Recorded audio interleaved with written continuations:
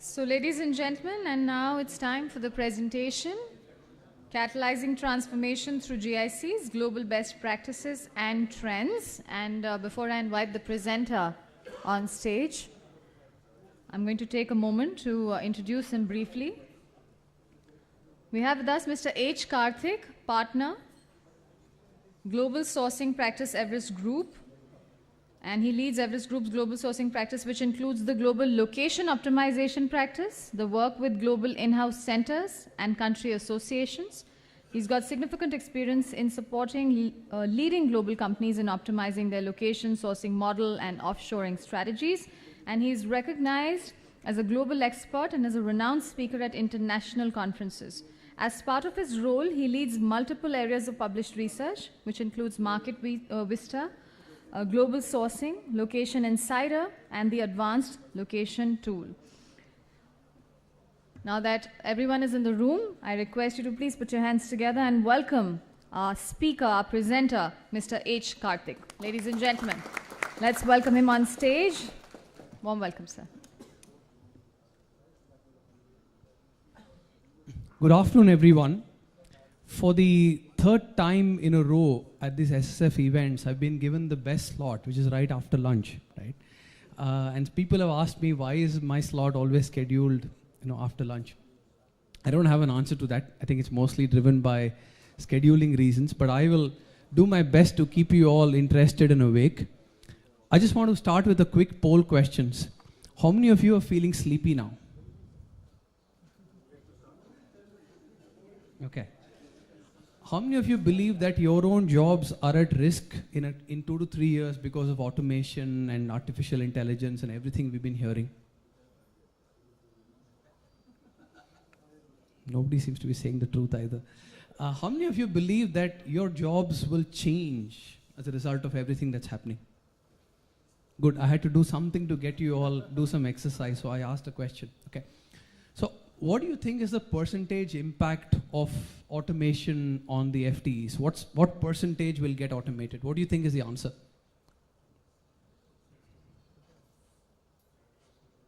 %70%, okay. Let me tell you the easiest way to figure this out. Just look around you and see how many people you've had here after lunch compared to how much you had before lunch. That's the answer, right? The difference is the answer. So that seems to be about 15-20% in my calculation, just looking at number of seats that are vacant. And some people are trickling in, so that's the effect of new skills that are going to get generated due to automation. You need skills to manage robots and all of that. Okay, so with that, just a quick introduction to Everest Group. For those who don't know us, we are a leading global services advisory and research firm. When we say global services, it's the entire spectrum of IT, analytics, engineering services, R&D, middle and back office work.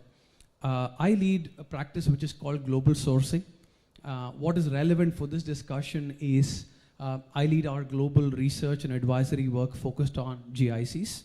GICs is, as many of you will know, is our and NASSCOM's and many other countries' terminology for what used to be called captive shared services, global in-house centers. So I'm going to touch upon many things today, not necessarily go deep because this is a fairly short presentation. I'm going to talk about what is happening in the global services industry overall and what's happening with the GIC market landscape. And thanks to the previous panel discussion, which already teed some of these topics up. What's happening with growth of GICs, what's happening with number of GICs getting set up, just some market data landscape. Then let's talk about what's the future outlook going to be, right? And what does it mean to build capabilities for the future? Okay, so I think you all have this question on what is the relative mix between GICs and service providers globally, right? So globally, if you do the market share of percentage of global services, and when I say globally, I'm including everything in India, Philippines, Malaysia, China, Latin America, Central Eastern Europe, all of that, right? Everything is what you would call offshore and nearshore. GICs account for about 25% of the market. Right? But what's also interesting is this chart on the right that says the number of GICs globally is increasing year on year. In our assessment, and Kaushik, thanks for bringing this up, the number of GICs set up last year was an all-time high globally. We had about 150 new GICs that got set up in different places in the world, which was an all-time high. So clearly the model is continuing to grow. But the big point I want to make is it's not just about growth in scale. I think the bigger point is about growth in value, which we will talk about as we move along. A quick sense of the landscape of GICs. Very often when you think GICs, you tend to think the large-scale ones. The big ones come to mind always. What are the leading GICs in the world? You will talk about HSBC, Bank of America, JP Morgan, Ford, Shell. But this is interesting. 70% of the GICs worldwide actually have scale less than 500 FTEs. Right? And if you extend that to 500 to 1,000, so about 85% of the GICs are actually what you would call a small to medium scale. And keep in mind, this is a global view. It's not just limited to India. So what does this mean? This very clearly goes back to my opening point, that this value proposition is not just about scale, it's about value. Right? And increasingly it's about innovation. How can the GIC become a center for global leadership for the enterprise? So you're talking about global process owners, global technology leaders being based in GIC. So that's really the future of the GIC model. Just a quick sense on numbers. Not surprisingly, banking accounts for 40% of the global FTEs in terms of scale, but then there is significant evidence in multiple other industries. Okay? There's always a question on India. What's India's role? So about 35% of the number of GICs are in India. If you do this analysis by scale, it will be about 60% of the global scale is in India. What is interesting is this analysis that we have here, which is called penetration. Penetration meaning what percentage of the global headcount is based in India. I'm just using headcount here as a proxy. And this is what some of the best-in-class companies have achieved. So if you were to look at operations, which could mean in a banking context, any kind of middle back office operations, for transactional work, leading adopters have 60 to 70% of their headcount based here. What is interesting is even for complex work, by complex work I mean judgment-intensive NAV calculations in a banking environment. Or it could mean even analytics, kind of the things which Kaushik spoke about. Best-in-class companies have 40-50% of the global headcount based here. So that's the extent to which this model has got penetrated. Look at finance. Even for complex work, it's 50 to 60%. Now, this is not just about the percentage headcount, but going back to what is the criticality of the work being done in GICs. I do think in the not so distant future, we will stop using this word GIC. Right? We may call it something else, but beyond a point, there is really no difference between what you have in a GIC and what you have in an enterprise. Because if you're going to have 60% of your technology headcount here, then why even think of this as an in-house center? I mean, it's just like any other center in the world, it becomes a core capability center. So that's all the good news in terms of what the best-in-class companies have achieved. And some of you who know us have seen this chart before. We have our own maturity framework in terms of saying, where do GICs stand in the 4 levels of maturity? Right? The first stage is a low-cost setup. You're essentially doing it for arbitrage, you're kind of proving the concept. The second stage is you build some scale, you build some credibility internally that you can deliver the service very well. The third and fourth stages are when you really start to add value. What do you mean by adding value? This could mean things like you're driving transformation out of here. You heard examples where global digitalization of processes is being led out of here. Right? High skill capabilities, vendor management. And then the fourth stage is what I spoke about is the GIC is effectively a strategic entity driving competitive advantage for the enterprise. Really saying, this GIC is important to me because it is helping me sustain my competitive advantage. That's really where you start to contribute to new products and services. We've seen some GICs where product managers, I'm not talking of technology, I'm not talking of operations, product managers are based in the GICs.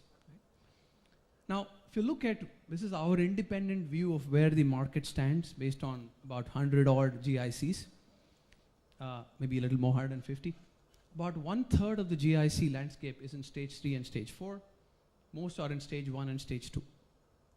And there's nothing wrong with this because that's how naturally you evolve. But there are 2 points I want to make here. A lot of the new GICs entering the market are entering with the intent of starting off like this. So what you will see is a lot of the new GICs are not being set up for F&A, procurement, supply chain. They're being set up for analytics. They're being set up for how to support the enterprise's agenda in digital. The second point I would say is, even within a particular GIC, you will have functions at different stages of maturity, right? So to that extent, while this chart is talking about the overall market view, in a particular GIC, you will have some function that's here, some function that's here. Okay, so what does this all mean? So GICs have been evolving, this has been happening for many years. We've shown that chart for many years now. Obviously the percentages change, but we've been showing that chart for many years now. What we see now is the GICs are at an inflection point, and this term is used in every conference you go. So let's talk about what's our view on what does this really mean. There are 3 key areas of disruption. The first is technology, right? And we've spoken about all of that in the morning.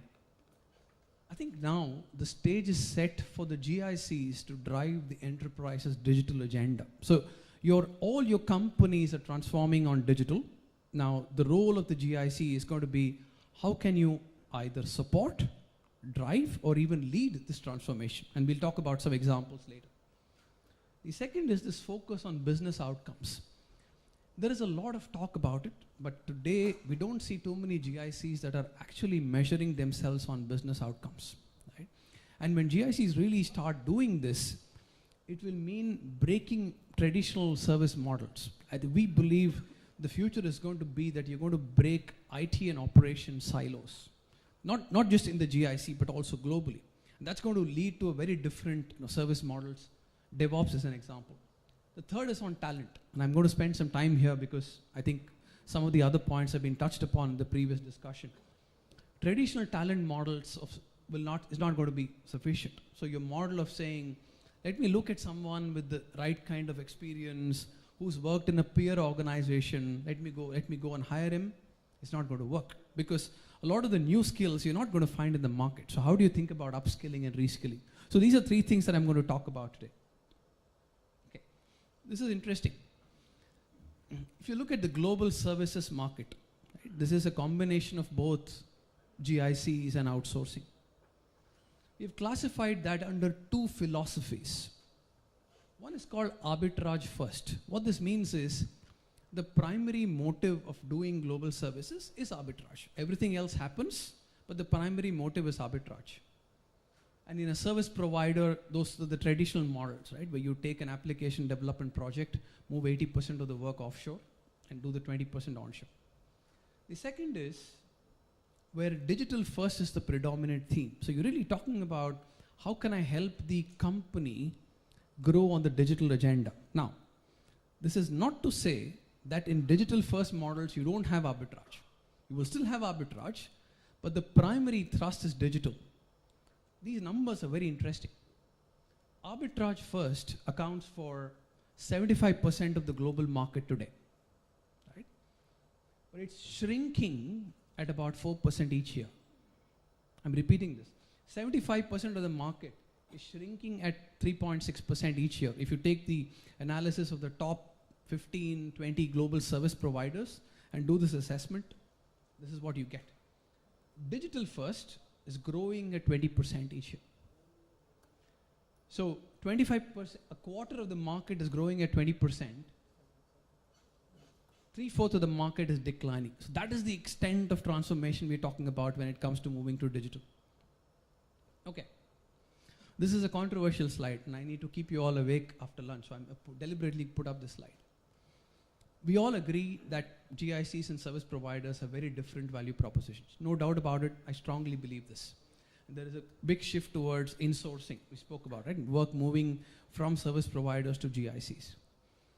But there are some areas where service providers are leading in terms of being able to drive automation and efficiency improvements. And let's not for a moment be dismissive about that part of the equation. So this is an example on service provider pricing. Till around 2015, the typical, this is on a price per transaction basis. We track pricing trends of leading service providers. On an average, pricing used to decrease 3 to 5% each year on a per transaction basis. Some of the recent deals we are seeing, there's a cost takeout of almost 30-35% when it comes to renewal of the same deal. Right? That's really, our friend from Intelnet is smiling, right? So very clearly, the point I'm making, why is this relevant for GICs? This is not about saying there is a competition with service providers. The point is that the bar is being set in terms of what are enterprises expecting in terms of new service delivery models, in terms of what are they expecting in terms of automation. This is not just about the cost being taken out. Underneath all of this is a very different service model. Are GICs ready for this? Right? What do GICs need to do? Again, you don't have to go compete head on with the providers because the value propositions are very different. There are some things which GICs are really suited for. There are some things which providers add value.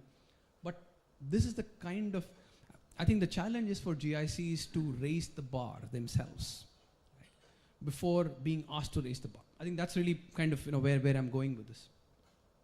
Okay, we've all talked about RPA, right, and there are different estimates on whatever is the impact. One very important aspect of this, I'm just going to touch upon the talent theme, is what is it going to do to your traditional pyramid structure? How many of us follow a pyramid structure in our delivery? How many of you follow a pyramid structure in your delivery? I'm surprised there are just few hands. Okay, good. So this has been the traditional model, right? For most services, let's not look at some of the very advanced, complex ones. You had entry-level accounting for 60% of the workforce, etc. Now, if you go towards the bottom part getting potentially automated, what you have is a very different pyramid structure. Now this raises two very important questions. One, what do you do with the workforce that is potentially redundant due to RPA? How do you think about upskilling, reskilling? What percentage can you actually upskill and reskill, and in what areas will it work versus not work? So I think this thing about upskilling of resources is a very big thing. What it also means is a very different approach to now talent attraction and recruitment, right? Because a lot of the new skills that you need, you're not going to get in the market. So how are you going to go and develop them? What does it mean to retain these skills? Now, we are seeing models where the traditional career pathing is not going to work, because your traditional career pathing in most shared services or GICs has been linked to the number of people you manage, right? You have 5 people under you, now then you have 100, 4,000, whatever the number is. But in true expertise-driven roles, you will not have so many people under you. Can there be a model where essentially resources are moving from project to project? Right? They are picking up new things as they go along, but there is no vertical career path. The progress could be very different. So a lot of the talk in RPA so far has been around, okay, what can I eliminate? What can I streamline? Which is absolutely the right thing. But I think there's a big part here in terms of the talent model which requires attention going forward. Okay. Time remaining 12 minutes. Okay. Okay. So we've talked about digital, and here is a way to break down what digital means. There is digital for efficiency. So you're doing digital to drive efficiency in whatever process you're thinking about, which is about essentially reducing costs, improving productivity. Then there's something about digital for growth, which is essentially what you're doing to engage the end customer of your business in a more digital savvy manner, mobile kind of applications, right? New types of customer interaction platforms. That's digital for growth.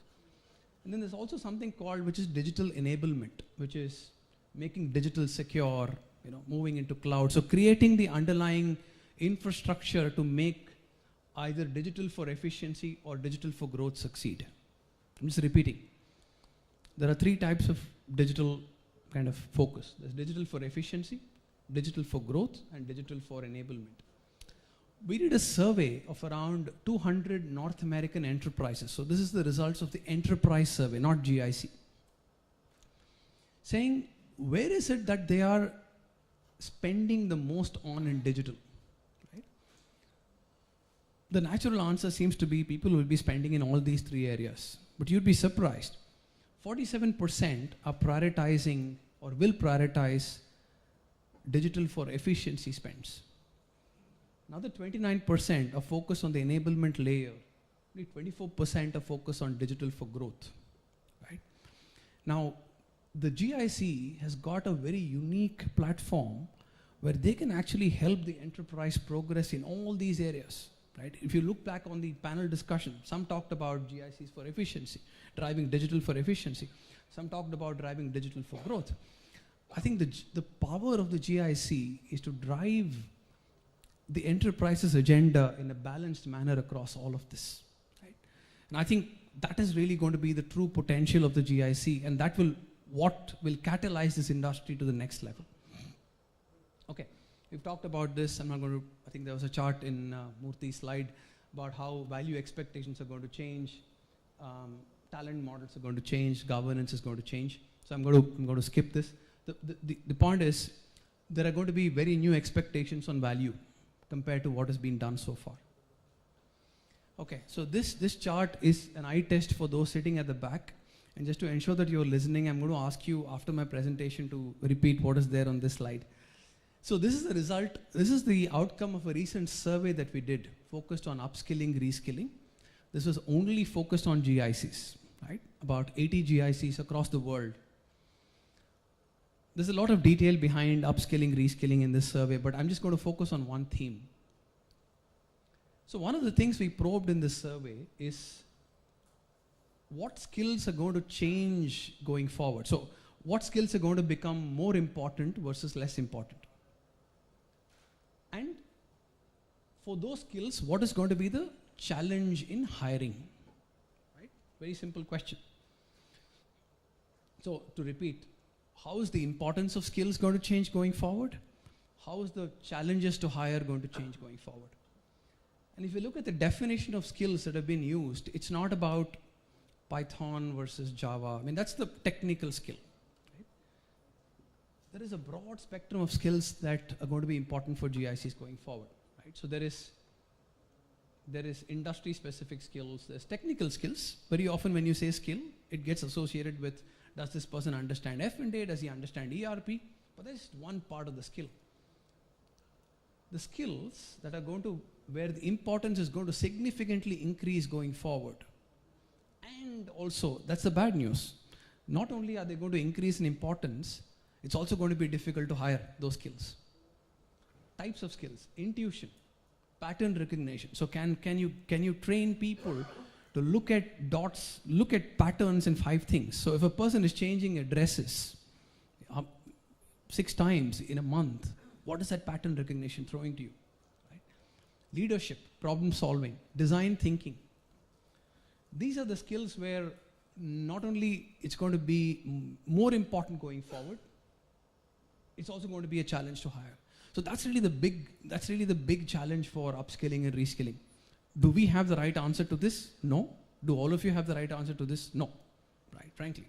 This is something where GICs need to really focus going forward on how we are going to meet gaps in things like stakeholder management. Now, if you're working in a truly global delivery model and not just back office, it brings a very different implication and challenge for stakeholder management from a GIC's perspective.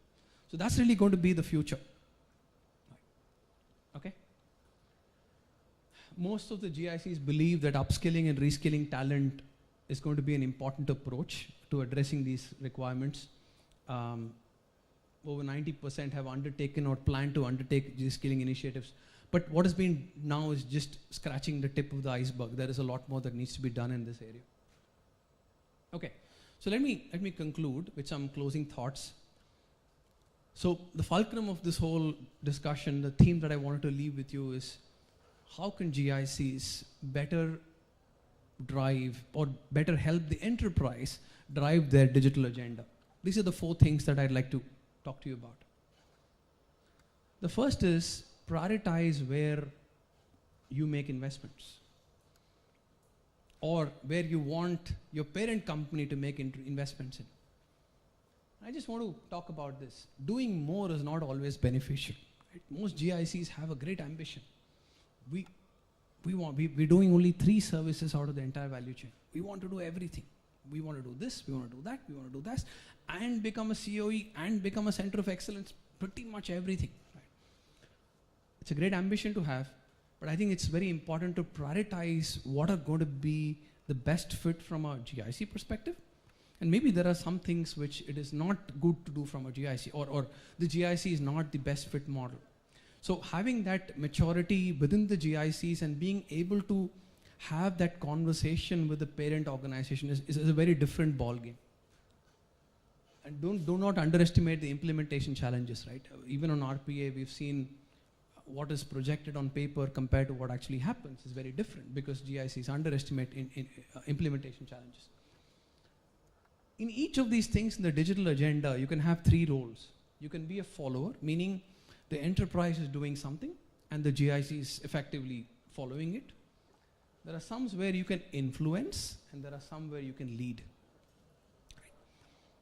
Now, understanding that the role will not be the same. GICs cannot lead everything, but also important to think that it is not necessary always to say, I will wait for an enterprise mandate before picking up something new. If you look at the successful examples of GICs that have reached stage 4, they have not waited for enterprise mandate, they have led.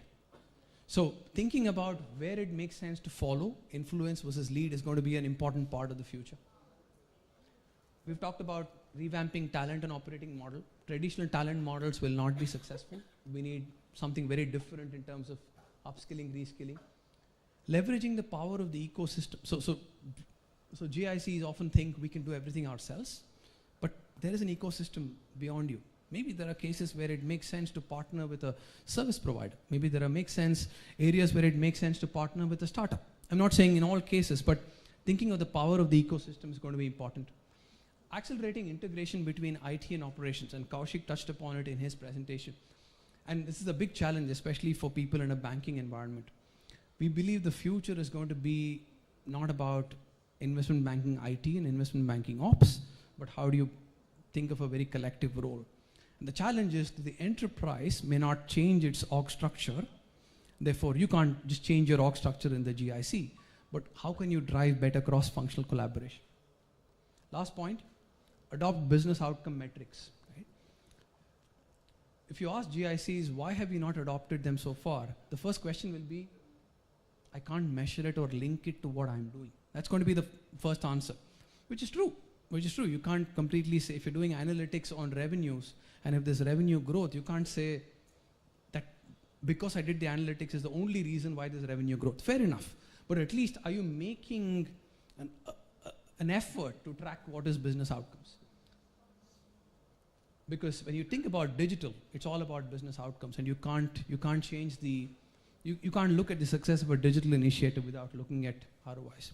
So in summary, we have a bright future ahead because there's lots of opportunity, new types of opportunities, but it will also require GICs to transform the way they operate, the way they think about talent, the way they think about metrics. Right?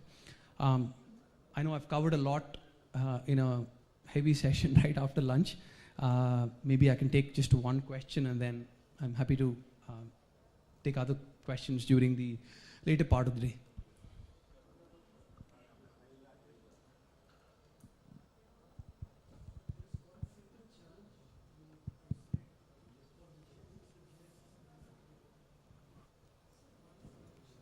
Okay, one single challenge. I think the biggest challenge is talent. I think the days are gone when the challenge used to be permission from the enterprise and convincing the stakeholder. Yeah, that's still there, but I think the number one challenge is talent. So talent from the point of view of innovation and newer things to be done, right? Or newer ways of doing it.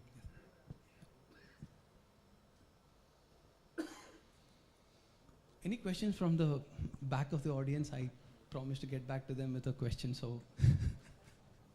Yeah. Urge for doing many things at the same time. Yeah, very good question. And I'm going to give you some examples of GICs. I can't take names, which right from the beginning they said we don't want to do this kind of work, right? Because it doesn't fit with our core model of we just want to focus on. They may be small scale. This is 300, 400 people. Insurance GIC. They said we just want to focus on analytics and actuarial work. They didn't want to. They said we don't want to do any claims processing. We don't want to do any policy servicing. Now, I understand that in many cases the GICs may not have an option, right? And something like this will also require the collective vision and understanding from the parent perspective also, in terms of what's going to be the future vision of the GIC. But at least from the GIC's perspective, they need to be more focused is our view, because I think there's a tendency to say, okay, others have done this, so I can also do 20 things, which is not practically possible. Question. Yeah. So the more GICs move towards doing a complex or a judgmental activity, the traditional, the SOP or a DTP, the manuals is not so effective.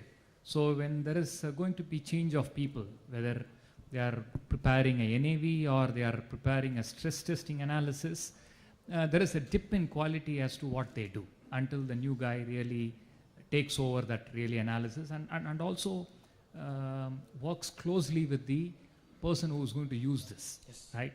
Are there any change in the way we are approaching to ensure it is seamlessly and effectively delivered? Very good question.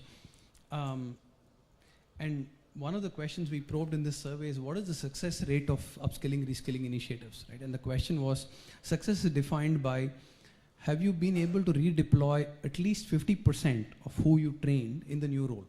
Right? The success rate was around 40 to 50%. So 50% failed, 40% succeeded. I think the areas where people were successful, I think what they did very clearly was in first identifying the talent on which you want to invest in this, because not everybody can be upskilled and reskilled with the same effectiveness. So that's one thing that changed. The second is whenever they upskilled, reskilled, they were very clear about what that person is going to do afterwards.